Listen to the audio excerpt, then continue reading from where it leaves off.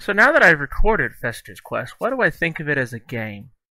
I think the answer is clear. It has a lot of good strengths about it, and it has a few key weaknesses. The key weaknesses being if you die, you go back to the beginning, no matter where you are, pretty much. I mean, I never died on the ship. I don't know if you go back to the beginning there, but I wouldn't be surprised. I think that the downgrading thing can be annoying. Not so much. I like the concept of the downgrading, but I don't like the fact that you're stuck waiting on the downgrade to disappear.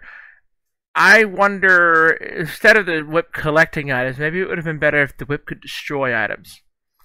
So that's like and the buildings are confusing as all hell. I think those are the key weaknesses. The key strengths, though, is it's a fantastic not open world, top-down adventure. It's not like widespread with multiple choices, which is a negative. But it is in fact extremely linear. But as a positive, traveling through it is a great experience of combat and fighting. As long as you don't lose your weapons, that is. The majority of the enemies aren't annoying. In fact, I can't think of a single annoying regular enemy except for the one weakness of the constant respawns. But in a game where you need to have a lot of grinding for certain items, a respawn isn't the worst thing in the world. It's more of a minor issue.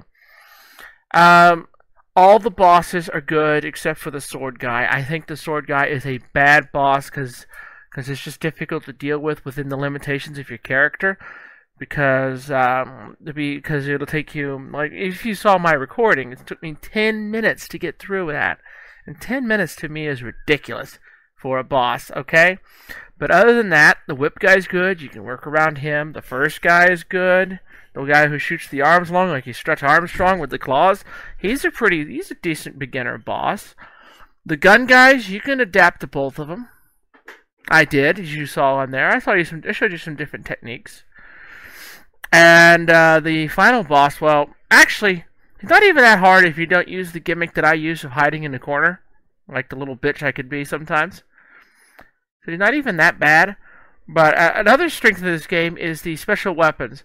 Vice grips there's an enemy that shoots you with the projectile that slows your character down. You can fix that by using the vice grips. That makes it the most useless weapon because I don't ever get shot by those. The TNT is a little weak because it takes too long to blow up. I never use it. The missiles are great. I primarily on bosses, but I can see them being used on other circumstances.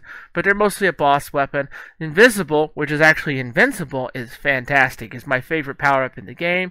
Your potions are standard, so, it's exactly what you would expect from a health item.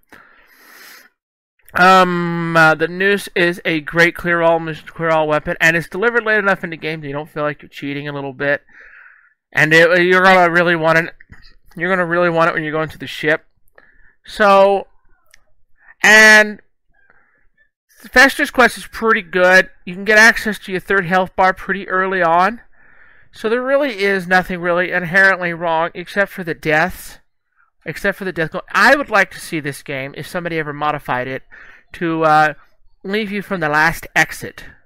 Whether it's an underground area or it's a building, whatnot, it should set you up from the last exit.